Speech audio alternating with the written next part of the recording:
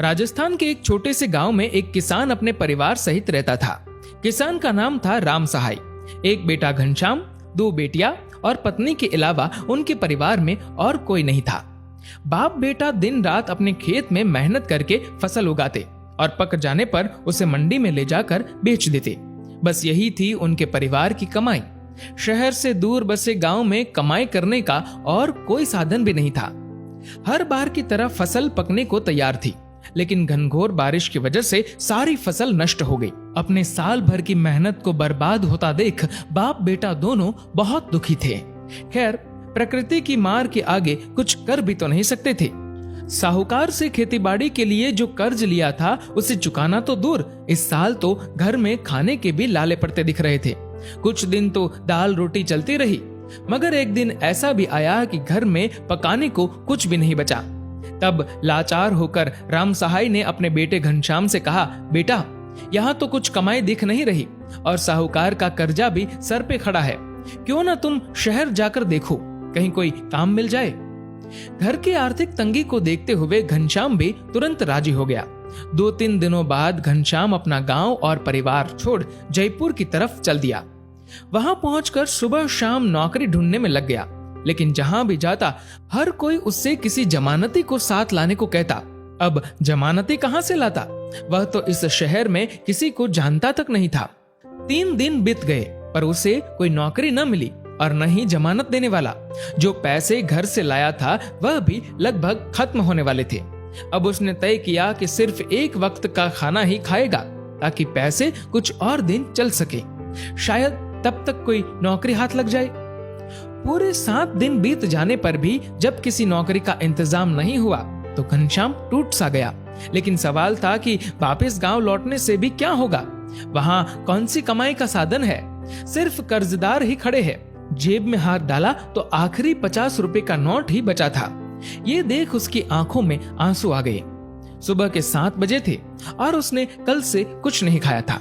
खाता भी कैसे? पैसे तो लगभग खत्म ही थे। तभी एक विचार आया कि क्यों ना किसी मंदिर चला जाए, शायद वहां कोई भोजन बांटने आया हो। मंदिर पहुंचा तो वहां एक दंपत्ति को खाना बांटते देख वह भी लाइन में लग गया। खाना मिला तो वह खाने का पत्तल लेकर मंदिर की सीढ़ियों पर ही बैठ गया। तभी एक सेठ मंदिर से पूजा की थाली हाथ में लिए बाहर निकले। सीढ़ियां उतरते समय उनका पांव फिसल गया और वह धड़ाम से गिर पड़े। लोगों ने भागकर उन्हें उठाया और थाली उठाकर उनके हाथ में थमा दी। भगवान का शुक्र कुछ ज्यादा चोट नहीं लगी थी। सेठ अपनी कार में बैठ चले गए। तभी खाना खाते हुए घनश्याम की नजर सीढ़ियों पर पड़े एक पर्स पर पड़ी। उसने उसे उठाया तो उसमें नोट ही नोट भरे थे। वह समझ गया कि हो न हो ये पर्स उन सेठ का ही है जो अभी गिर गए थे, लेकिन सेठ जी तो जा चुके थे। घनश्याम ने पर्स को ध्यान से देखा तो अंदर एक कार्ड पड़ा था जिस पर जौहरी बाजार में स्थित किसी दुकान का पता लिखा था। खाना तो खा ही चुका था, सो घनश्याम जौहरी बाजार की तरफ निकल पड़ा। जब उस पते पर पहुंचा तो देखा कि दुकान तो बंद थी।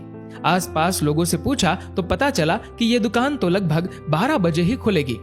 अब 12 बजे तक इंतजार करने के अलावा कोई चारा भी नहीं था और उसे कौन सी नौकरी पर पहुंचना था। इधर उधर घूमता रहा और ठीक 12 बजे दुकान पर पहुंच गया। दुकान खुली देख अंदर गया तो सामने सुबह वाले सेठ जी को देख राहत की सांस ली। उनके पास जाकर उनका पर्स उनकी मेज पर रख दिया। अपने पर्स को पाकर सेठ जी बहुत खुश हुए। उन्होंने बताया कि जब उन्हें पता चला कि उनका पर्स कहीं गिर गया है तो वह दोबारा मंदिर गए थे, लेकिन पर्स उन्हें वहां नहीं मिला। तब घनश्याम ने बताया, सेठ जी, जब मेरी नजर इस पर्स पर पड़ी तब तक आप मंदिर से जा चुके थे। वह तो अच्छा हुआ कि इसमें आपका कार्ड मिल गया और मैं यहाँ तक पहुंच पाया। तब सेठ जी ने उससे पूछा, क्या तुम्हारे मन में इतने रुपए देखकर ये ख्याल नहीं आया कि पर्स तुम ही रख लो? तो घनश्याम ने उत्तर दिया, सेठ जी, मैं एक किसान का बेटा हूँ और मेरे पिता ने मुझे सारी जिंदगी ईमानदारी से जीना ही सिखाया है। जैसे हमारी फसल भगवान भरोसे होती है वैसे ही हमारी जिंदगी भी। धोखाधड़ी या बेईमानी से पैसा कमाना तो हमने कभी सीखा ही नहीं। सेठ जी इस उत्तर से बहुत ही प्रसन्न हुए। उन्होंने 1000 रुपए इनाम के उसे देने चाहे, लेकिन पर्स लौटाने को अपना फर्ज बताकर घनश्याम ने उन्हें लेने से इनकार कर दिया। तब सेठ जी ने घनश्याम के सर पर हाथ रखकर आशीर्वाद दिया और बोले, बेटा कभी भी किसी चीज की आवश्यकता हो तो बिना झिझक चले आना।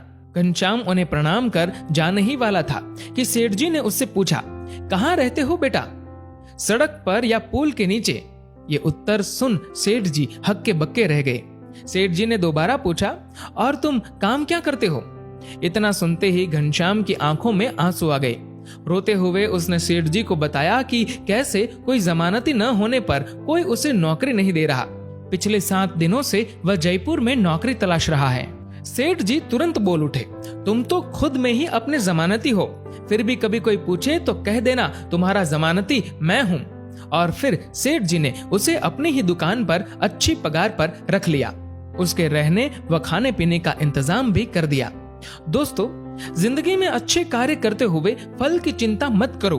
आपके कर्मों का फल तो किसी न किसी रूप में आपको मिल ही जाएगा।